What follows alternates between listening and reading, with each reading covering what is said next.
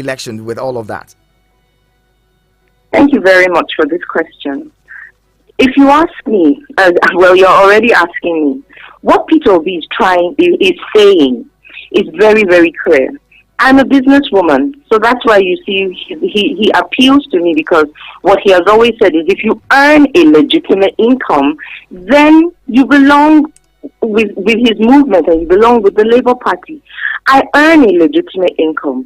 I own, 3 businesses, 3 small-scale businesses. Now the point is, I cannot invest in my businesses. I cannot grow my business if I say I will not be frugal. You understand? If I say that I will not be prudent in spending, it's what Peter Obi is saying. And that's what Nigeria needs. He has always maintained. And I don't know why we hear one part and then we don't want to listen to the other part. It always goes hand in glove. He always says that the money that is saved, for example, from excess government spending, what he will save, he's going to put it in other sectors. So it's a win-win. He's going to, what is saved will be put into other sectors. So he's not saying we won't spend the money. He's just saying that where it is that we're spending too much, where it is that Nigeria's money is just, and the economy is just hemorrhaging, we need to plug those areas, stop where the bleeding is coming from, and then retrace our steps and say, oh, health sector, money goes into the health sector. The transportation sector, money goes into that. Security, it goes into that. Education goes into that. So it's just for us to sit and really understand what Peter Gregory Obi keeps saying to us consistently and continually. Now, there's something he also mentioned yesterday at that town hall when it first was asked about security, especially what happened at the, in March this year, the Kaduna-Abuja train incident. And he said he would have maintained constant communication with Nigerians. Nigerians are also saying, look, we don't want to talk. We don't want too much talk. What we want to see is action. What we want to see is people who are ready to take action rather than just keep talking to us. Do you think that at this time, Nigeria needs a president who's going to be talking to them, or a president who's going to be actually be working and showing workings? I find it strange that you say Nigerians are saying they don't want a president, or they don't want leaders that will talk to them. In the past 7 years of the APC administration, that's the one thing Nigerians have been very upset about, that it's almost as if nobody listens to the yearnings of the people, or that sometimes our president doesn't speak enough to the Nigerian populace. So I find it really strange that you're saying Nigerians are still complaining that they don't want someone to talk to them. Some Wait, let me finish, please let me finish. Go ahead. One thing we know about Peter Obi is that Peter Obi is he's what we say, he's not talk, not do person. So he shows, Peter Obi is not somebody who just talks. He's one person that walks his talk.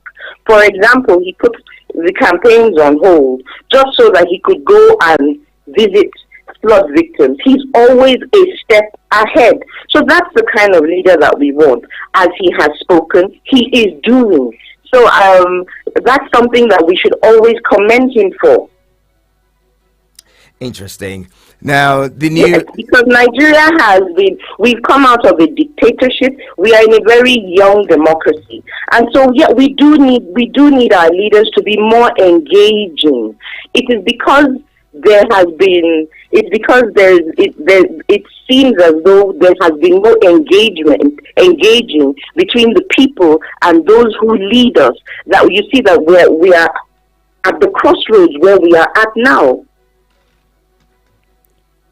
With the way that things are in the country at the moment, the swearing in of new resident electoral commissioners, are you comfortable with? Are you confident in INEC,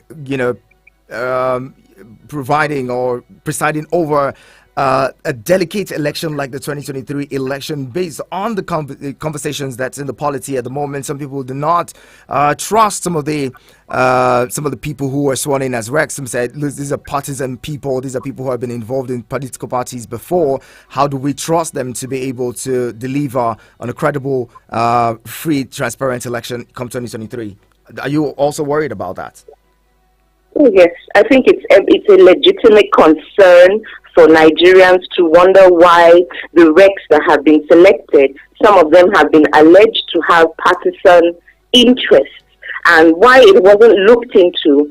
That is now on our summit, because they're the ones that now said, "Oh, we don't have them." Who are the people? The civil society did not have enough enough for them to look into the allegations. But they should have looked into it all the same.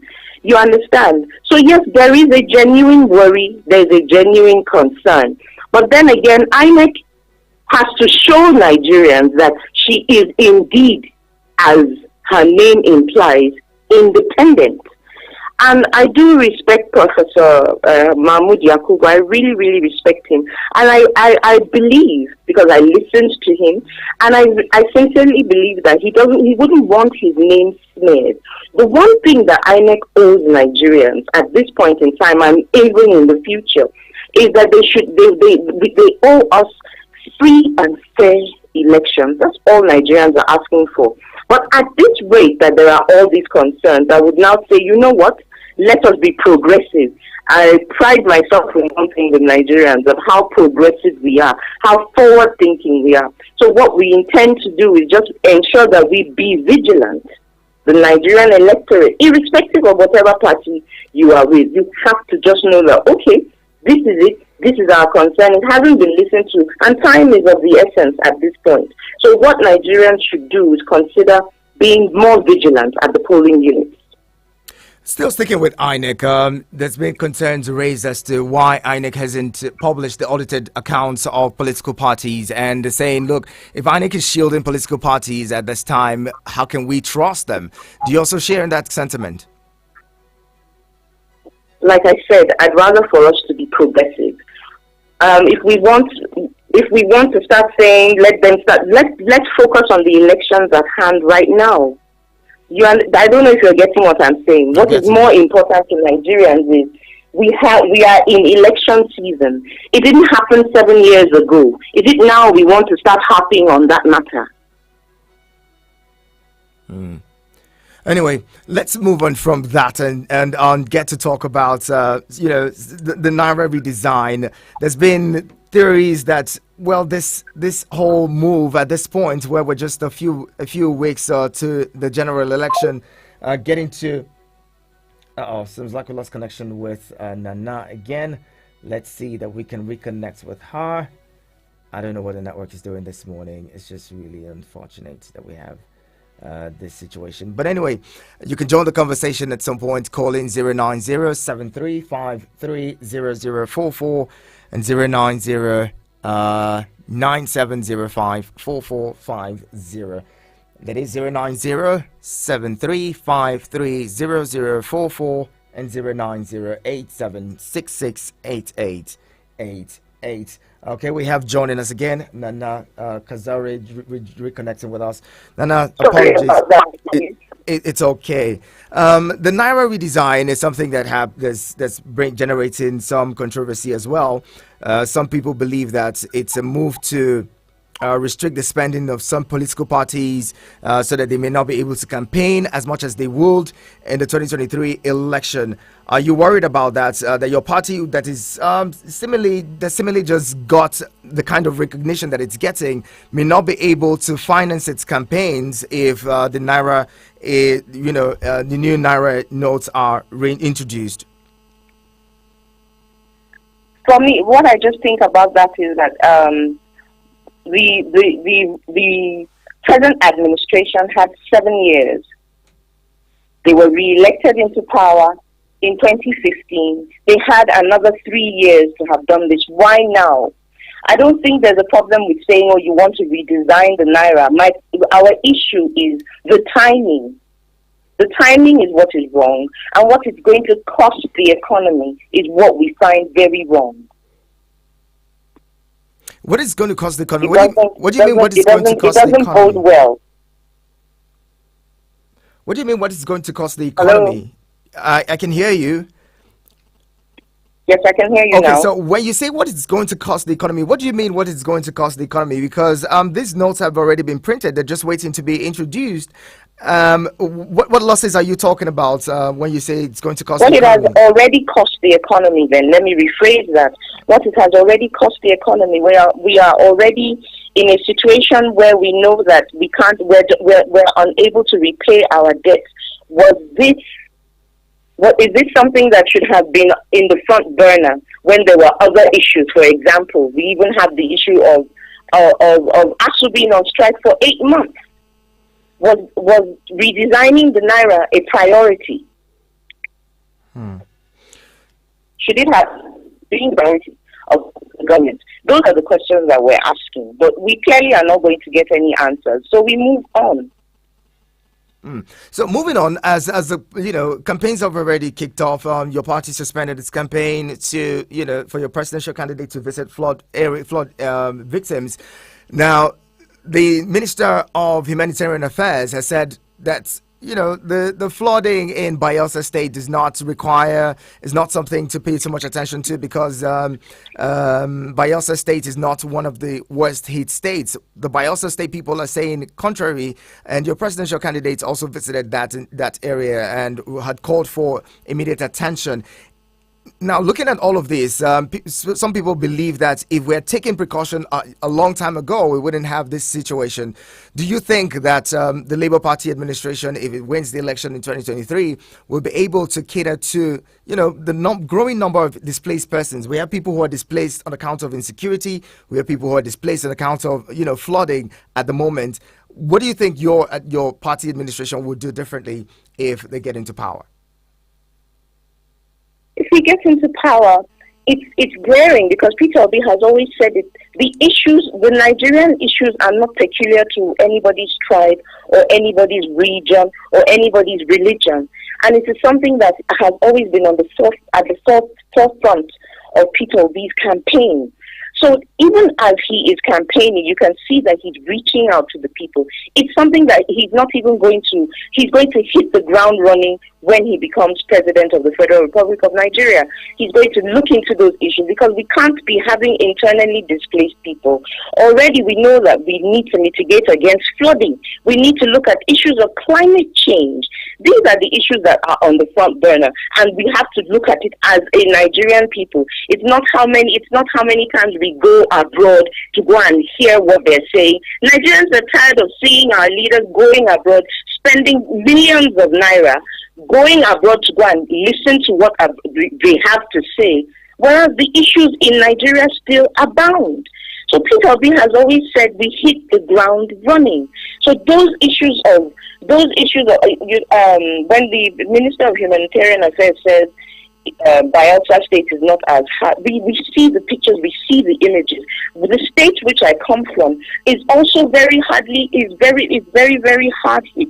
She even put it as the hardest hit state. So I'm not going to start to argue which states. It's not a competition. The people who are in this issue, in this situation now, just need relief. It's not a competition on who was hit hardest, who needs to get it hardest. What we need to do is, how proactive are we? How is it that we're sending relief to the people who need the relief? So it's not a competition. We need to. Nigerian lives are at stake. The economy is at stake. Nigerian school children in these affected areas are out of school. The health sector is at stake, because people are falling ill on a daily basis as a result of the flooding. So there's a lot that the Labour Party has in store when we are elected into government. There's a whole lot, because we want to hit the ground running, and we have the tools, we have the human capacity, we have the capability. And Nigerians can trust the Labour Party and our principal, Peter Gregory Obi, to get things sorted. I like the way that you've stopped saying, well, look, we're going to be progressive. Your party hopes to be, all about the people and what their needs are. But then this election has been because adjusted to we're be. very people oriented. Now, this election, this round of election has been adjusted to be youth centric, and a lot of young people are interested in, the polity at this time. But then the Labour Party. Let's talk about your party and the ranker in your party. Your party recently suspended its national youth leader, and people are wondering, how do you galvanize the youth if you suspend leader at a time when the election is set to be youth centric? Well, a lot of young people are voting The for the Labour first time. Party has its constitution, and if somebody has infringed on it or is alleged to have infringed on something regarding the constitution that governs the party, then it is left for the party to take the necessary decisions. There is no way. Obviously, there's somebody else who is in acting capacity as a national youth leader. Nature abhors a vacuum. And Labour Party is not the party. We do not renege on our responsibility where we'll say, oh, there will be nobody to represent the youth. Like you said, our supporters are very, very young people who are interested in the politics of Nigeria today. We have not left them behind. Just a few days ago, Peter Obi was His Excellency Peter Obi was on Zoom call speaking to Nigerians all over the nations and abroad to let them know that we are with you. We acknowledge your support. The grassroots oriented people, where they are not left out. I don't know where you get your report from, but the Nigerian youth that are part of this movement still remain an integral and very important part of this movement, and they're not going anywhere. We're still with that. Some speculations or some thoughts in the polity.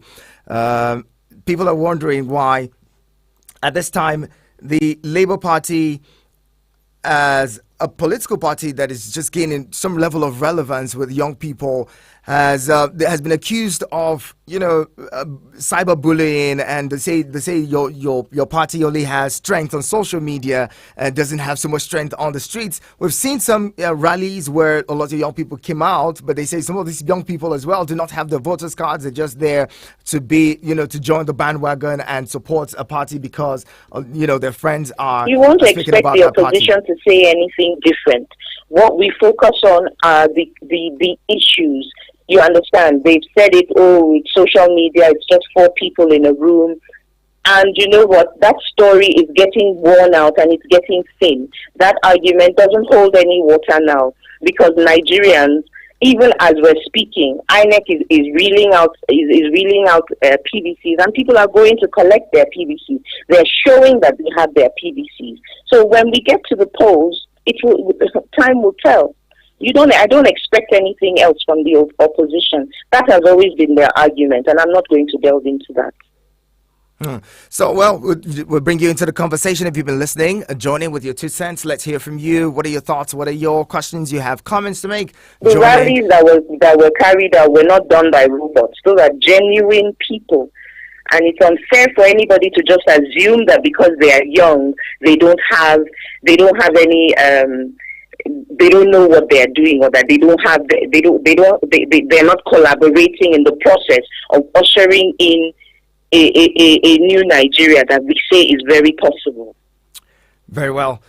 Join the conversation now. If you're listening, be a part of it. Let's hear from you. 09073530044 and 09087668888. You can send SMS and WhatsApp messages to 09097054450. We're talking about the recent happenings in the polity this morning. My guest is Nana Sani Kazari, spokesperson of the Obidati campaign team. Joining, let's hear from you. Hello, good morning. Yeah, at your Prince. My name is Peter. I greet you. Good morning. Welcome. What's your I greet. Sunday the Prince. Mr. Son, I greet you, and I greet your guest, the spokesperson of Labour Party. You see, I like the way the election is going. Yesterday is my first time I listened to Kwankwaso on a national radio, and I was convinced that the man has onions on his head. Because if these men are not taken to us, I don't know how we are going to assess them. I listened to Abiola's son, I listened to Okowa, and I listened to Petobi. And I was able to compare and construct. So talking to Nigeria is very important. And because in 2015, Mr. President Buhari showed from debating, that is why Nigeria could not hold him accountable for anything. Anything you ask him today, he said, I'm not the one that said it. It is my supporters. So many things they promised that they would do. He denied it entirely. He said I was not the one that said it. And there's no debate to hold him responsible that is the one. So Nigeria has come of age that these men need to talk to us. People cannot tell it because the thing is not relevant. It's very, very relevant. It's very, very important for us to hear them. So at least we document their voice. Anytime they fail to keep to their promises, we remind them of what they told us. And there's no way you can deny your voice. So presidential debate is important. And anybody that is shielding from presidential debate, Nigerians should consider the person that he has nothing to offer. That he has nothing to as long as I have nothing to tell Nigerian, he has nothing to offer. Because one allows situation whereby your supporters will come in, your spokespeople, your supporters will come on air, start making bogus promises. At the end of the day, when you are not able to meet up with it, like restructuring of the country, bringing dollar equal to making for a 14 naira was all APC promises.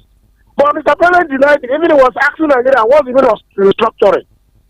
Because he was not opportune to be asked this question on a national debate. So he told us that he's a supporter that said it. So yesterday I was able to hear this four men clearly. And I like the argument. Okay. Yeah, I like the argument. So for me and my family will ever remain obedient. And that's the truth about it, because all he has been saying to Nigeria is still the same word, and he still stood by it. I told people, look, I was an Ambarian. Why the man could save for the state? Because he cut down on reckless expenses. You're going for a program that requires the state governor and the secretary. You're taking up to 50, 60 people on Interact. When they go there, they will be up street. You pay hotel, you feeding them, wasting state taxpayers. Okay, he will always ask you, how many people are needed in this meeting? 3 people. Let us go for economic class.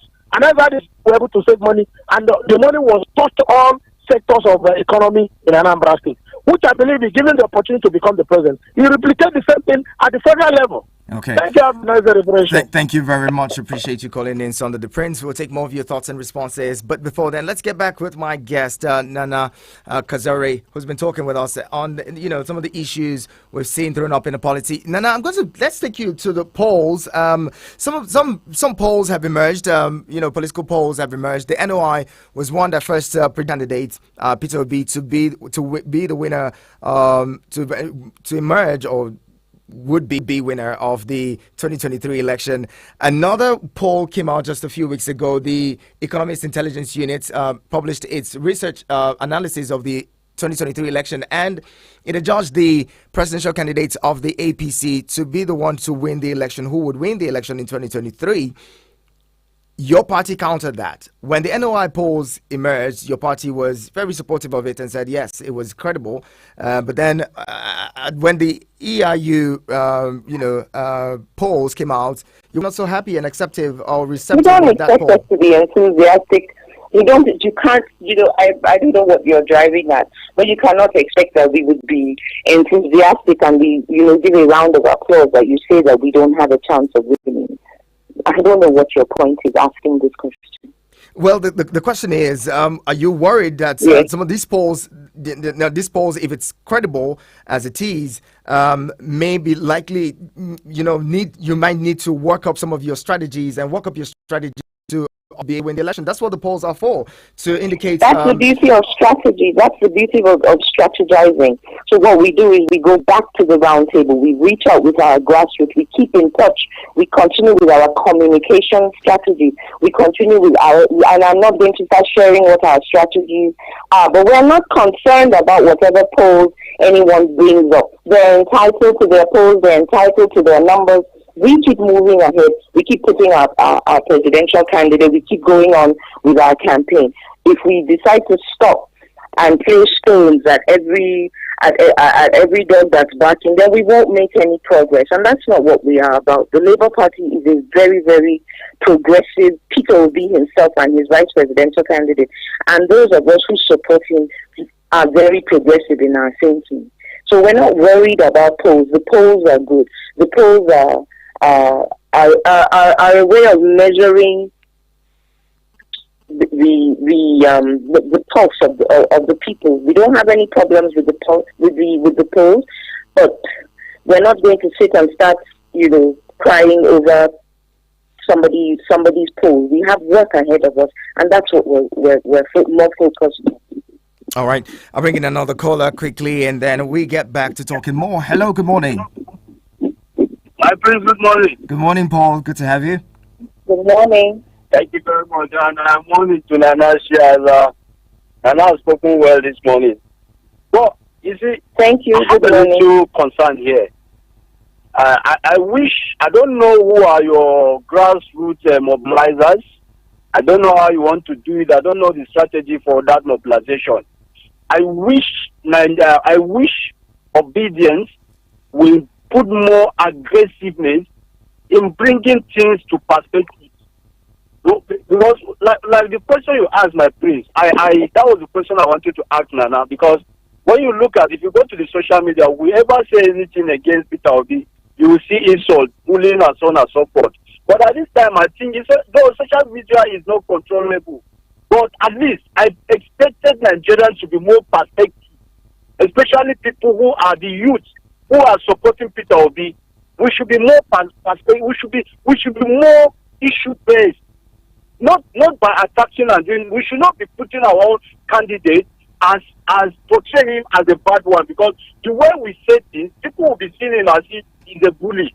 Because our actions will now be linked to him. So I feel we should do more in enlightening our people, especially the grassroots. Because when you look at these two other political parties, the APC and the PDP, they feel they have the grassroots. And when you go around, you'll be seeing them, they are asking of other umbrella or broom in the villages. So I think we need to penetrate more in the villages by talking to people. Because as for me, there's no day that pass by that I don't call my people in the village to find out how far, where are we going to, because I know where we stand. So we need to do more and stop all this social media bullying and attacking people, whoever say anything. Peter Obi, we know his pedigree, we know what he can do, we know his capability, we know what he can bring to the table. And that is what other people will say. They have somebody who has done in the state, we have Peter Obi who has done in the state, but Peter Obi seems to stand different. And then we should be able to push that kind of messages, not by attacking. Thank you very much. All right, Paul. Nana, how do you respond to Paul? Thank you very much, Paul, for that observation. I'm not holding brief for the people on social media, but I haven't come across it where it is just that the obedience or the people in the OB movement are just, going on to just attack. Usually it is in response to something. It's in response to the way they are treated. It's in response to the insults that are hurled at Peter Obi. And in a way, we know that we should always understand that politics it can be a very touchy subject. A lot of the people who are on social media are also very young, and they feel that's the way that their voices can be heard. It is not the way the man, Peter Obi himself, operates. So yes, I agree that we should work in orientation, but I think it's a Nigerian thing, because I've not heard of anybody from the Labour Party physically attacking people from the other parties, but we've seen issues. There's this guy, his name escapes my mind, but last month he was attacked in Lagos because he. Thank you very much, the Obi flag boy. But you've not seen us physically attacking anybody. We are called obedience. We're called obedience. As in your dent, you're called. There's no name that they don't call. So you don't expect people to just sit down and not respond to that. Nigerians at this point are so tired that they feel one way that they can vent and set out their frustrations is by answering back. I come from a generation where you don't do that. But you see, that's not what's happening now, and that's the evolution that's going on in Nigeria. It's interesting, but over time, people have said that's not the way to go. We cannot bully people into accepting the candidates. We cannot bully people into, buying our It opinions. cuts across all the parties. It cuts across all the parties. For example, somebody put up something about me, and other people from where said, "But I'm mad. My head is paining me." Somebody, I've been insulted on social media, and I do not respond. Please go and verify on my handles. I don't engage because the work that I have to do, the work that my team and I have to do is more important than, like I said, if I stop to throw stones at every door, then we can't move and there will be no progress. And so that's not our modus operandi. Thank you. All right, let's ask you about the North. Many people have said your candidate and the party does not have a strong foothold in the North, and the northern states of... Do not have, pardon me? Can you hear me? Yes, I can hear you now. Okay, some people have said that your party and your candidate does not have a strong footing in the North, especially in the Northwest states where a majority of the votes from the North comes from. What are you doing to counter that? And what are you doing to ensure that as the elections approach, that you have a stronger voice in that region? I've always explained to Nigerians, a lot of the time, people don't understand how we do politics up north. In the north, our style is slightly different. We're not as aggressive. We're not in your face. We do our things systematically and slowly. When people say that we don't have any footing in the north, I will still come back to the same thing. It's not true. We're making the necessary inroads. I'm in touch with, for example, I as an individual and my team and my group, I'm in touch with my Labour Party chairman almost on a daily basis. We speak to three to four times in a day when he's in Abuja or when I have to travel back home. We're making the necessary inroads. Northern politics is not about noise. Northern politics is you just wake up and you see that we have done what we need to do. And that's what we're doing. And that is what our vice presidential candidate is doing. Going to the necessary people who need to be met, because there are people who you might feel that a certain person is controversial, but that person is not controversial in some areas. He's not controversial in some regions, and his voice is needed. Her voice is needed. And that's how we are working. We don't have to come and make noise and tell you this is what we're doing, this is what we're doing. But trust and believe that we're gaining ground in the north and in Nigeria all over. All right, let's bring in another caller. Hello, good morning. So, my friend, I want to quickly say something here. Go ahead quickly. Yeah, you see, like what Nana said, when you look at the northern politics, we are just like, I'll call it like night politics, moon politics. You do it, you see, people shout and shout and shout for their own. You wake up and see the action has been taken. So the north, you see, for that impression that is created that maybe Peter Obi doesn't have supporters in the north, we will shock them. I'm from the northwest, but as I'm talking to you now, they'll be surprised because Nigerians, we have had it enough. We have had it enough, especially from where I'm coming from. It's not an easy thing to have lived this 7 years. It's not easy. I know what I'm going through with my people from the villages. Now, the only thing I want to say here is this. Nana, please, because I like the way you handle your own social media handle, but other people don't handle it that way. We need to do more. Yes. That is good. We need to do more. Okay. We need to do more. And I pray God will help you people so that we do this thing and get it done by practically doing it the way we're supposed to do it. Thank you. Thank you again, Paul. Now, is that still Paul? Yes, that's Paul again. All right. I'm glad he spoke because people tend to misunderstand the way we do our politics in the north. You must understand that Labour Party is the one coming in, Labour Party is the new kid on the block, call it, for lack of a better phrase. So you expect us to come and no, we're wiser than that, and we understand northern politics.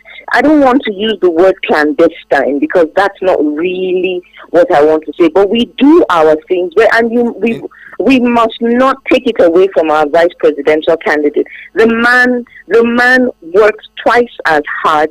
The man is diligent in what he does. He goes and makes the inroads. He does what he has to do.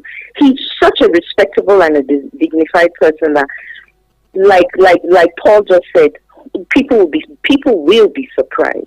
Okay, speaking of shock, I'm going to... But to say that we're not doing anything is totally out of place. All right, let's bring in another caller. Hello, good morning.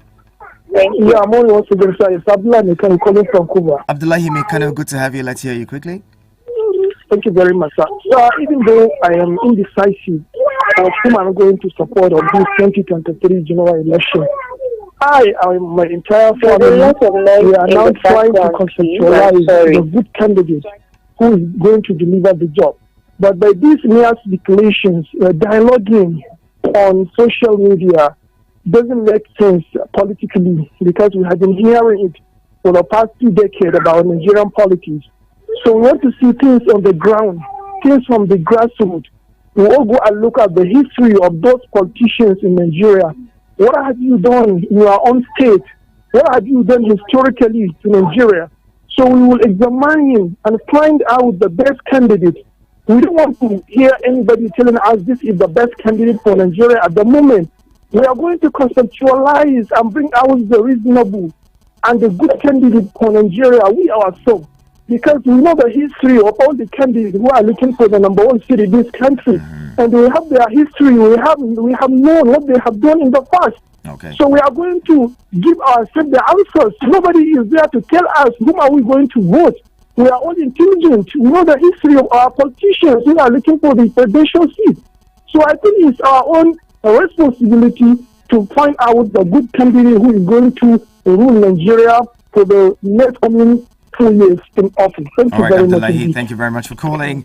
Now, speaking of shock, you yourself and Paul have said Northerners play discreet politics, and at the end of the day, people might be shocked. Some of the supporters say, look, the Labour Party does not have money, and with the way that vote buying is going, that the Labour Party might be shocked that some of its supporters online would be bought over just before the elections. What do you make of that?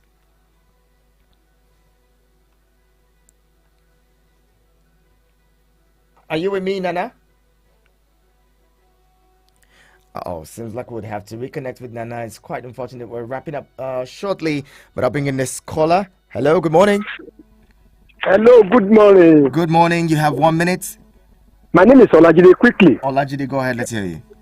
I want to ask your guest that if at the end of the day, Labour Party lose, I hope they will be gentle, they will be obedient the way they call themselves. Okay. Because the way they were doing on social media, if peradventure they lose election, do you think they will not be violent? Lastly, they were saying there is no money on this. I do commend them and I like them. But this will give a Nigeria political elite more test for 2015 and 2022 election. At the end of the day, we will know whether, I don't know if she will work or not. God bless Nigeria. I didn't really get that last part, but anyway, thank you very much for calling. Olajide is saying, Nana, I don't know if, did you get Olajide? I got a bit of what he said. Okay, he's saying if peradventure in 2023 Labour Party doesn't win an election, he's hoping that your party and its supporters wouldn't get violent, because judging by what they see on social media. Well, he's an adult. He's entitled to his opinion. But then I'm more worried about the other parties, because we've seen what they're able to do. For example, we're still asking who gave the instruction at the toll gate during the NSAS. So I don't think it is for the obedience. We've not been violent. We've not physically attacked anybody. We go on our rallies. We go on our campaigns. Rather, opposite is the case. So the last caller should be more worried about the other parties and not the obedience. Now, as we close, finally, you mentioned that Nigerians will be shocked with the kind of politics that the North plays is discreet, and at the polls, things would reveal itself. But other people believe that, with the way that things are going, the political parties that have financial strength may buy over your supporters last minute to the elections, and that would just also shock you and your party in general. What do you? And it's a shame. It's even a shame that they themselves say these type of things.